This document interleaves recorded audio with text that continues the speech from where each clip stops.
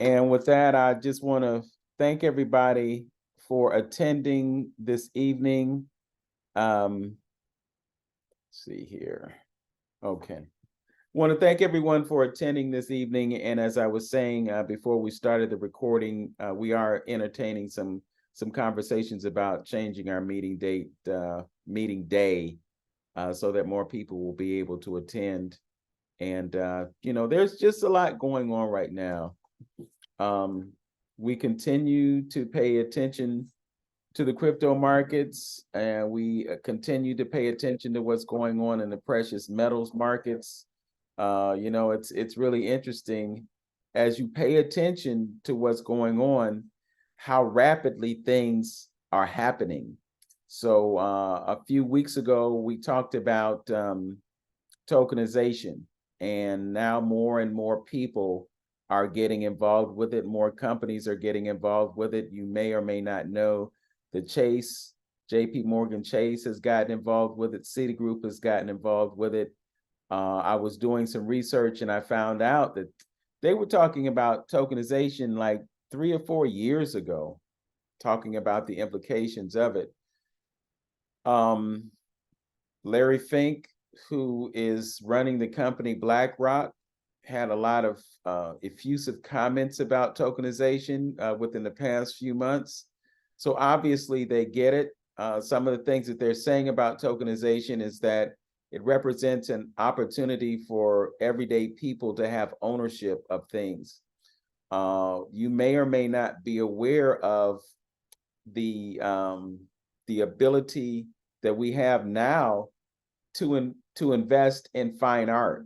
You can actually buy shares of stock in an ETF that has ownership of fine art. So fine art is an investment, and actually fine art is one of the top asset classes on the planet, but everybody sleep on it because they don't have an awareness of it. But that's one of the things that you can do right now to create income and to create wealth for yourself as fine art.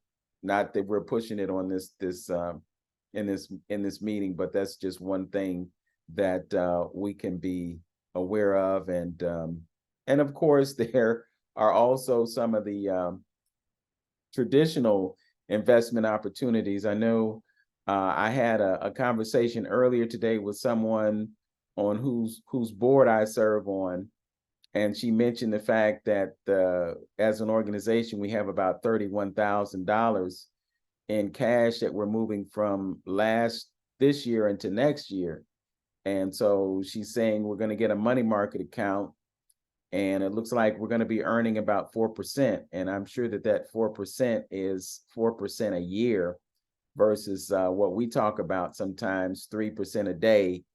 But it is something that will generate income that can be used for a positive purpose. So, as we explore all of these different ideas that we have to create wealth, I think we can look at traditional ones as well as some of the non-traditional ones. But what I will continue to say, just in light of the experience that we've had with certain investment platforms, that tread lightly, do your due diligence. I'm not really of a mindset to recommend some of these platforms, again, just based on the experience that we've had with them, because it just seems like we've gotten burned. But I do know that there are programs that are out there that are working for people, and hopefully we can come in contact with some of them. I know that Wayne and I talked earlier about something that he met with Dwayne, one of the Mooney twins, about today. So I don't think we're going to hear about it today, but there are going to be a couple of meetings this week that Wayne will be attending, and I may be able to attend as well. So we'll be able to bring that to our group if it is appropriate. But that's what we have on the table right now. Are there any questions or concerns out there?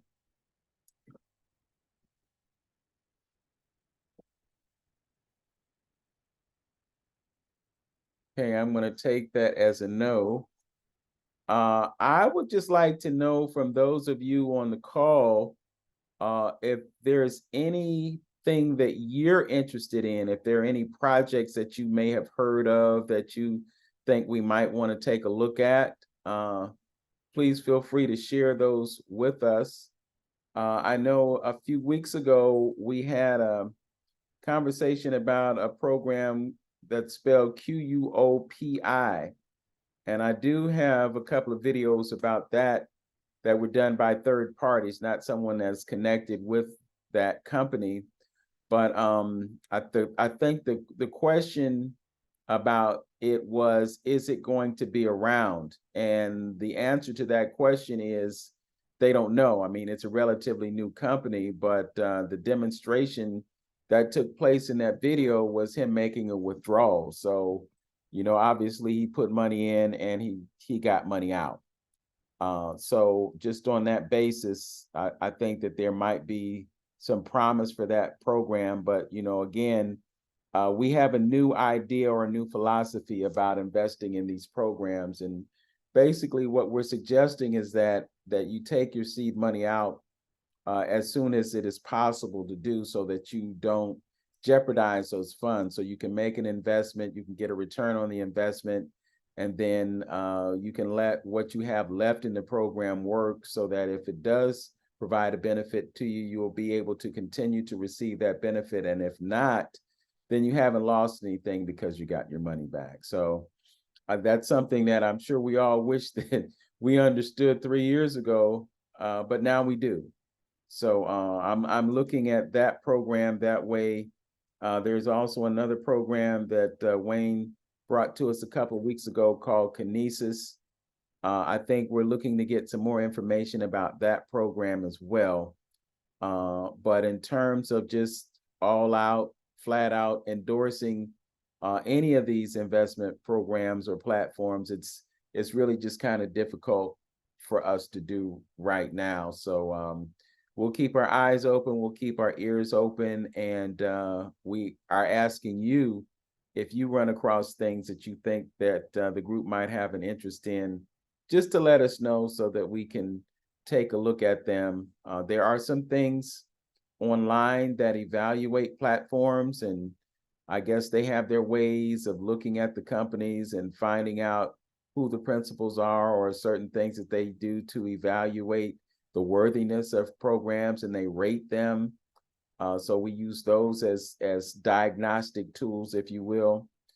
And then there's obviously making contact with the people who are running the company. That's really key. So I think with the Kinesis program, we touched base with someone that we had in our meeting last week that's in Malaysia. And two, since we're speaking of Malaysia, I just want to invoke the idea that all countries in the world, many of them are on different pages when it comes to cryptocurrency. We have kind of an anti-crypto sentiment in the United States, but there are other countries that, see them as a benefit to the people who live in them. I mean, if you look at, I believe it's Nicaragua, that has Bitcoin as their official currency, so to speak. I think the reason for that is because Bitcoin is not a devaluing asset like money is, cash money is. You look at it as an asset, but it loses value with inflation in every passing day. So because Bitcoin is a true store of value, I think there are countries that want to take advantage of that. And I'm sure that there are also companies that want to take advantage of that. As a matter of fact, I would venture that there are probably banks that want to do the same thing. So, it's definitely an asset class by itself. I don't know how many of you are familiar with dollar cost averaging, but one of the suggestions as I tune into groups like Bitcoin Billionaires on Clubhouse is that you use dollar cost averaging to acquire Bitcoin. They call it stacking Satoshis. So basically, on a very regular basis, you buy Bitcoin no matter what the price is. So it could be $27,000 one week, and then the next week it might be $30,000, and the next week it might be $19,000 or $20,000. But over a period of time, you accumulate Bitcoin, and then as the market continues to develop and see more infusion in terms of capital, you're going to see the value of Bitcoin go up. And as it goes up, you'll have an opportunity to take profits on your investment and also hold on to Bitcoin as it continues to gain momentum and traction and value.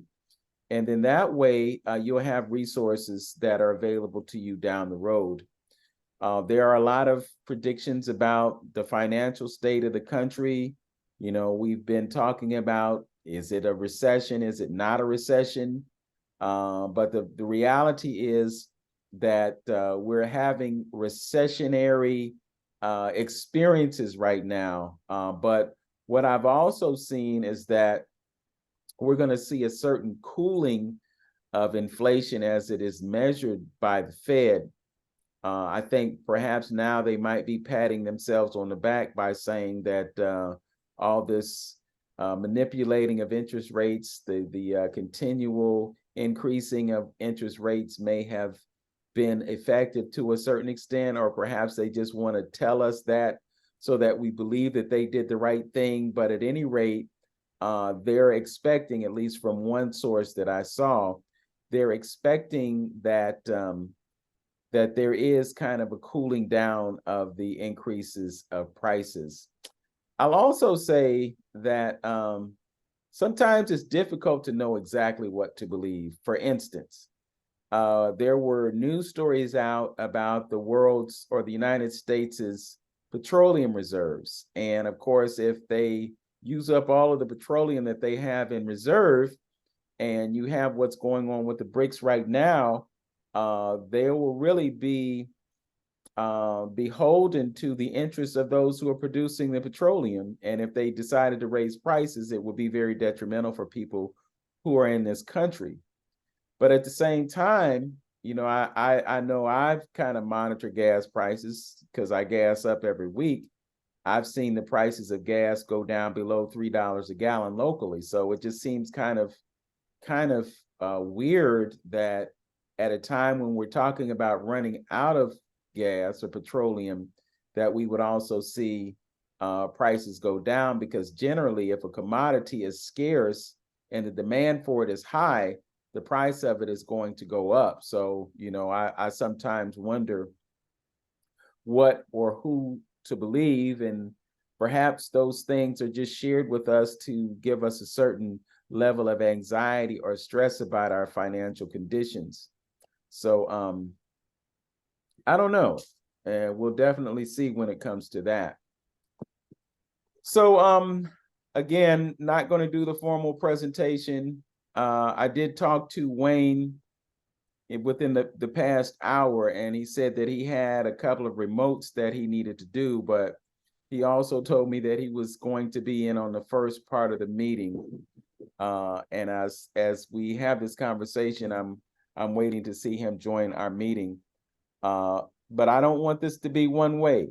So if you have some ideas that you want to throw around, if you have any questions that you want to ask, if you have any information that you want to share with us, I invite you to unmute your mic. If you want to show your face on video, you can do that. If you choose not to, that's fine as well. Any questions, concerns, or ideas out there?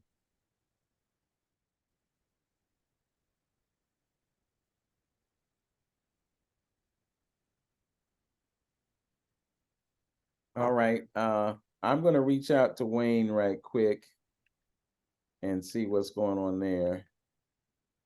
Let me ask the question, and you can put your answers in the chat if you like.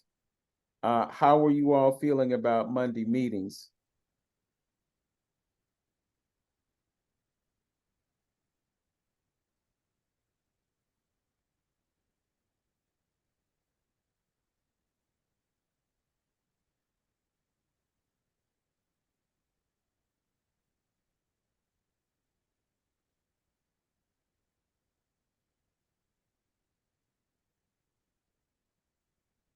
Okay, here's Wayne.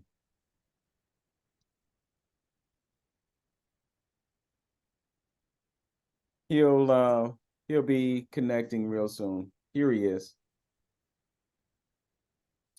All right, Wayne. We got everybody ready for you. You got to unmute your mic.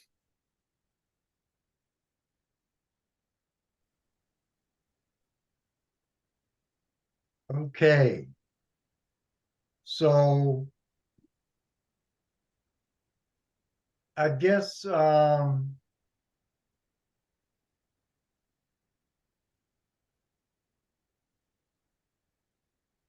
trying to get a what do we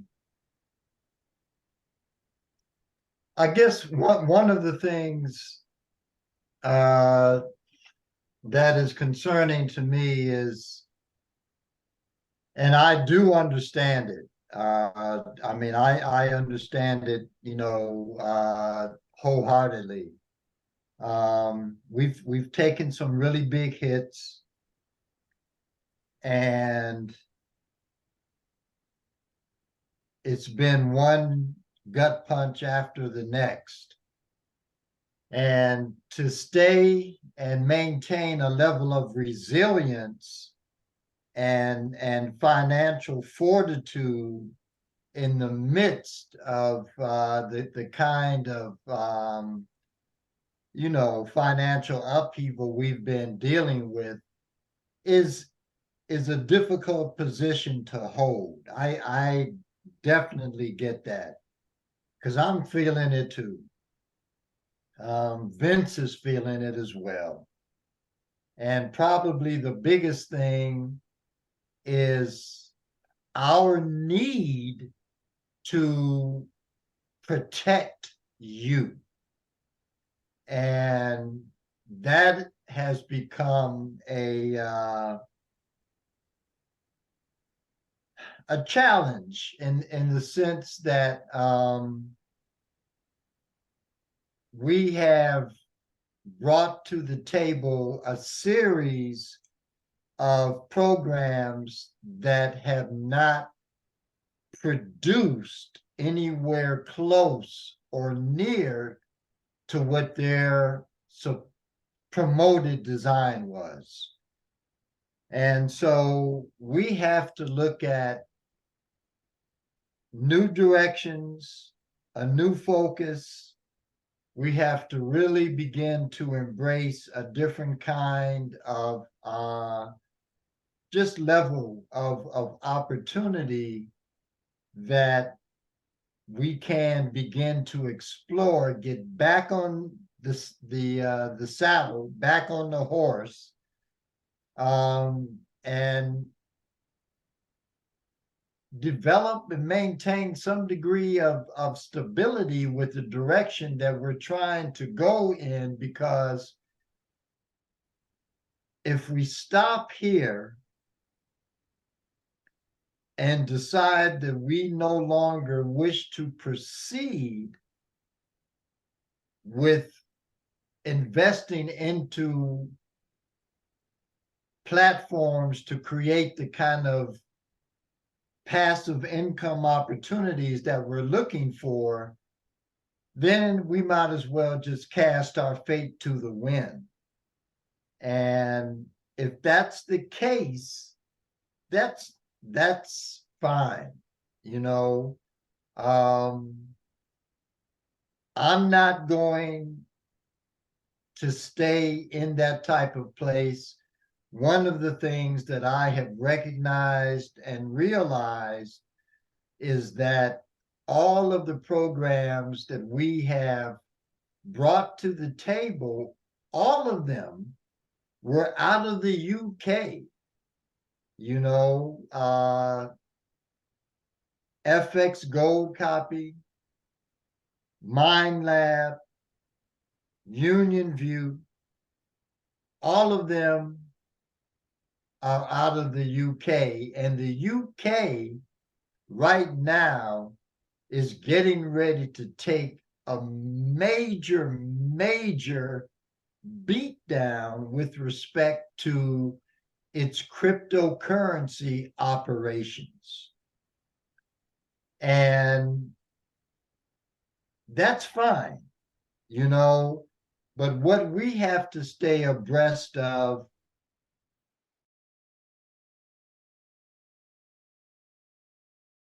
ability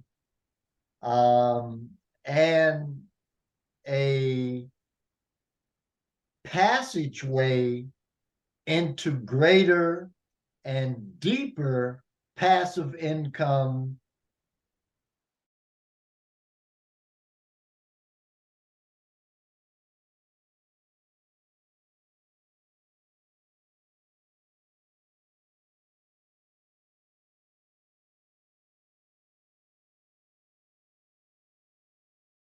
look at an opportunity that has just surfaced that could be promising. We're going to look at it and determine if it's something that we can get into without a lot of fanfare, upheaval, and just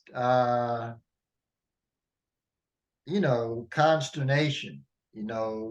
Just removing the whole fear dynamic, from what it is that we're attempting to do, because there's nothing more limited and limiting than fear. So what I'd like everyone to do is just really take this time, the rest of the week, and think about what it is you want to do, where you want to go, and what is in your way. Because right now, everybody is paralyzed based on all of what has transpired. And believe me, like I said, I get it. I mean, I really, really get it, because there's a deep aspect of me that is like feeling the same thing. So, what I'd like to do is just kind of get everyone to begin thinking and pondering on the direction that we're going to take, what that looks like in the immediate here and now, and be clear and honest with how you want to proceed. If you want to be involved in this or not. I just because of what's coming around the corner, I can't just step away and just cast my fate to the wind. So with that being said, if there are any questions or comments, please feel free to open your mic and state your concerns or ask your questions.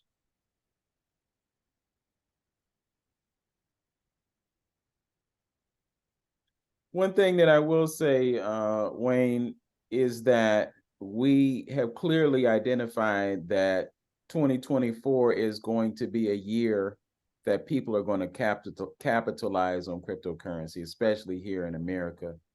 So I think that's one of the reasons why we probably need to continue doing what we do, just so that people can be plugged in. And I know that that puts the onus of research on you and I, or whoever else is willing to do that. But I think we do have some opportunities to generate some income in this year. And I think, the way fear, uncertainty, and doubt operate, they keep people from prospering.